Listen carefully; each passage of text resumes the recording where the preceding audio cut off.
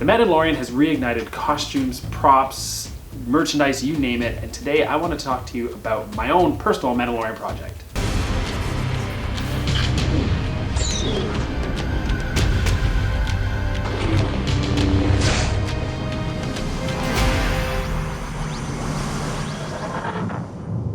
A number of years ago, I really wanted to get into doing some sort of non-Jedi costume, and I really enjoyed the Boba Fett 1313 costume that was supposed to be for a video game, but it later got canned, unfortunately. But the promo art always looked pretty cool. It was a stripped down, more rugged Boba, and I really enjoyed that look. So I started looking here in BC at the Mandalorian Merc Costume Club and started looking at what I could do. Could I actually bring this costume to light? Unfortunately, I found out that I couldn't.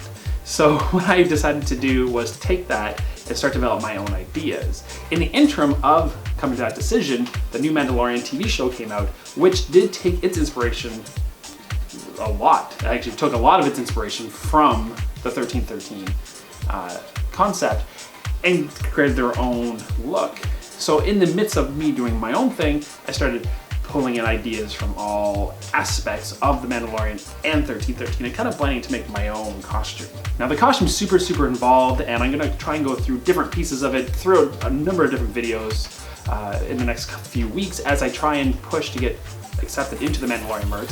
But one of the pieces I really want to get right and to kind of fit me well was the helmet. And initially I started off with the Boba Fett helmet, and that was kind of cool, but when the Mandalorian helmet came out, that was when I was like, this is a really cool look, and that's what I wanted to go with. So I started off by looking at models and ended up getting a really neat model that was one of the first ones that came out, and it was fine, it was great. It wasn't as accurate as I wanted to, so I pretty much jumped ship almost immediately after that was printed and sanded, and started working on this new one, which was also amazing. I had it worked out by my really good friend Andrew Pinder, who I've mentioned a number of times on my channel here, and it was great too, but it was based on Boba Fett's design and measurements, basically, which I found while looking at all the different versions of the new Mandalorian and my own personal frame felt a little large on me, maybe look a little bobblehead. So I eventually decided to start from scratch, and I got Pauza's V2 helmet when it came out and printed that, and then spent a lot of time recreating and sanding. 3D printed helmets are actually kind of cool because you can completely manipulate them and then print them to be your size, as opposed to getting someone's cast that has to be yours specifically.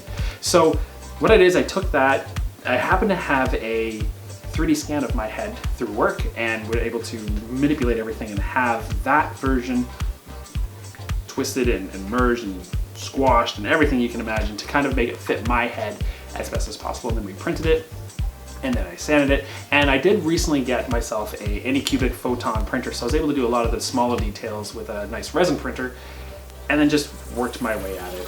And I'll go over more of the weathering techniques in a future video, but for the most part, just layer upon layer, and I'm going to be throwing the pictures up here so you can see them, but layer upon layer of different colors, and then doing some weathering techniques using latex, liquid latex, and some sea sponges, and then was able to create this look. And I am really stoked with how this helmet looks. I did add some padding as well so that I can get some one thing I did not want was a wobbly bobbly head, so I put this foam in there to make it pretty tight so I can actually get some really subtle movements with it. And here we go.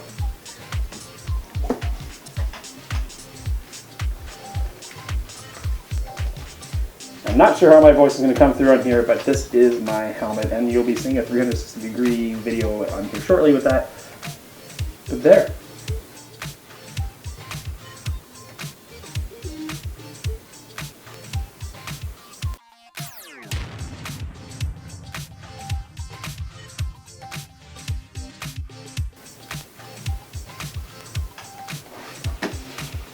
Now, doing a helmet when you're working on a costume for your personal Mandalorian is a lot of fun because you can create the color tone, you can create the look of it, and it can lend itself down through the entire armor. And I look forward to showing you guys all those pieces. But yeah, all the little details are pretty much present on this from the Mandalorian helmet, but with my own look. So anyway, if you guys have any questions or concerns or want to know more about this, please ask me down below. The link for this helmet, so you can download, it's a free download. You can print it if you have 3D printers yourself. I'll also include it in the description below. But yeah. So thank you for watching. Thank you for subscribing, and we'll see you next time.